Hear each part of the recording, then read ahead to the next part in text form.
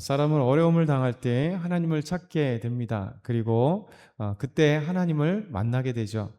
우리 하나님께서 이 어려운 중에 기도하는 자, 하나님을 찾는 자는 반드시 도와주시고 또 이 도우시는 은혜를 우리는 누리게 되는 것이죠. 그러니까 은혜를 받은 사람만이 또 하나님께 감사할 수 있어요. 그러니까 하나님 만나고 하나님의 은혜를 경험하고 그래서 하나님께서 살아계시구나, 나와 함께 하시구나, 나를 정말 사랑하시는구나 라는 것을 이제 이 어려움 중에, 고난 중에 알게 됩니다. 다윗도 이제 전쟁 가운데 그는 피곤했고 피곤한 몸 가운데 장군들이 당신은 쉬라고 전쟁터 저희가 나가겠다라고 얘기하면서 결국 이 충성스러운 장군들이 세 명의 장군들이 블레셋의 네 명의 이 거인족 족속들, 블레셋의 이 골리앗의 아우부터 시작해서 이 네 명의 이 장군들을 그리고 블레셋을 그곳에서 승리하고 그들을 죽였습니다. 그리고 난 다음에 이 전쟁에 승리하고 난 뒤에 오늘 1절 말씀 보면 이렇게 말씀하죠.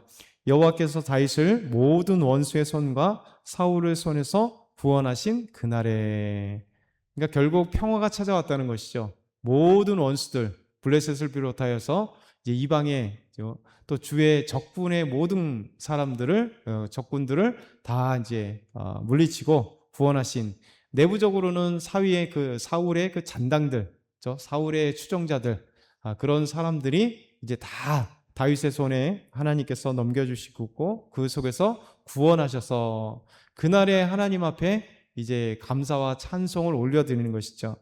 결국 이 삶 속에서 결국 다윗은 항상 이 고난의 삶이 참 많았습니다. 고난의 삶 속에서 하나님을 너무너무 많이 경험했죠. 그리고 하나님의 도우심을 받은 겁니다. 사실 인생은 신기하게도 평안한 삶을 추구하잖아요. 우리가 뭐 고난 받고 싶어 하는 사람 어디 있겠어요? 항상 평안하고 또 물질적 풍요가 있고 건강하고 그리고 뭐 잘 나가기를 원하는데, 근데 신기하게도 그럴 때마다 하나님을 더 깊이 아는 사람은 별로 없어요. 대부분 다 보면 고난이 찾아오고 힘들 때 진실하게 하나님을 정말 이렇게 만나기 위해서 달려가고 하나님의 도움이 필요하기 때문에 하나님 앞에 간절히 기도하고 있는 거죠. 그래서 오늘 말씀 보면 다윗도 이런 지금까지 말씀드린 것처럼 첫 번째 생각해 보는 것은, 첫 번째 다윗은 고난 중에 또 어려움 중에 하나님께 기도했고 하나님의 도우심을 받았다라고 말씀하고 있어요. 우리 5절과 7절, 5절에서 7절 같이 읽겠습니다. 사망의 물결이 나를 애우고 불의의 창수가 나를 두렵게 하였으며 수월의 줄이 나를 두르고 사망의 올무가 내게 이르렀도다.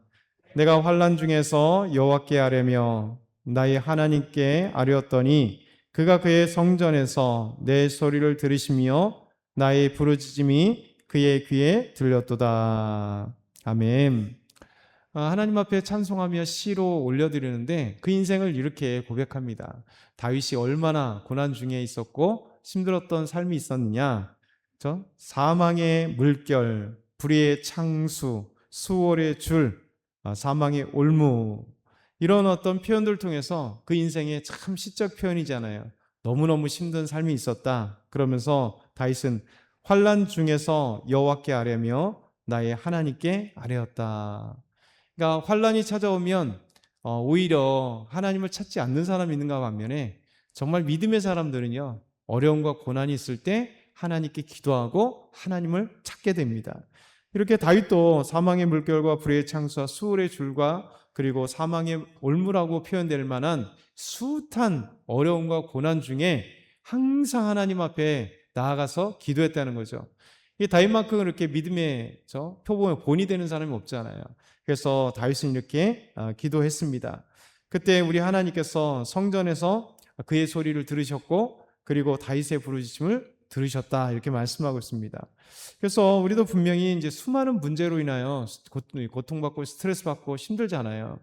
그때 우리는 하나님께 기도할 수밖에 없어요. 하나님을 찾을 수밖에 없고 내 문제 해결점은 아무리 둘러봐도 없을 때 우리 하나님께서 정말 여러 가지 상황들을 하나의 물꼬를 탁 튀게 하셔서 그래서 물질적인 문제도 해결되고 아니면 때로는 건강의 문제도 해결되게 하시고 또 사람과의 관계 문제도 해결되게 하시고 더 나아가서는 내 영적인 문제, 내 신앙적인 문제, 나약함의 문제, 정말 이렇게 보이지 않는 정말 영적인 그 퇴락함 속에 있는 나의 모습을 발견하고, 그러니까 하나님께 기도해야 우리 하나님께서 우리에게 성령의 충만함을 주시고, 기도해야 믿음이 활활 타오르게 되고 또 하나님 앞에 나갈 수 있잖아요. 이 다윗처럼 우리가 이 어려움 속에 기도를 잊지 말아야 되는 거죠. 기도를. 그렇죠?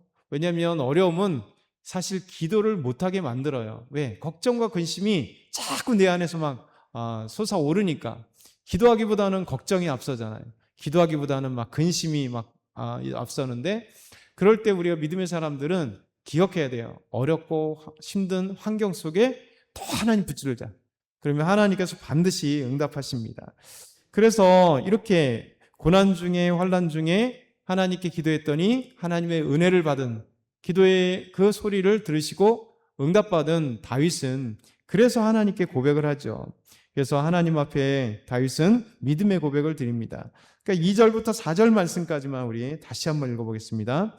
이르되 여호와는 나의 반석이시요 나의 요새시요 나를 위하여 나를 건지시는 자시요 내가 피할 나의 반석의 하나님이시요 나의 방패시요 나의 구원의 뿌리시요 나의 높은 망대시요 그에게 피할 나의 피난처시요 나의 구원자시라.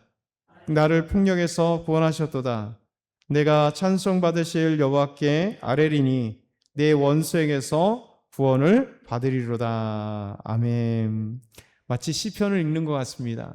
다윗이 시편의 수많은 시들을 하나님 앞에 고백하고 믿음으로 고백했던 아름다운 말씀도 이때 모든, 그렇죠? 다윗의 원수의 손과 그리고 사울의 손에서 구원할 그때 하나님 앞에 찬양으로 시로 하나님께 영광 돌릴 때 하나님이 누구신가 라고 할 때 결국 나를 피하게 하시고 나를 구원하시고 나의 든든한 반석이 되시고 산성이 되신다 라고 말씀하죠.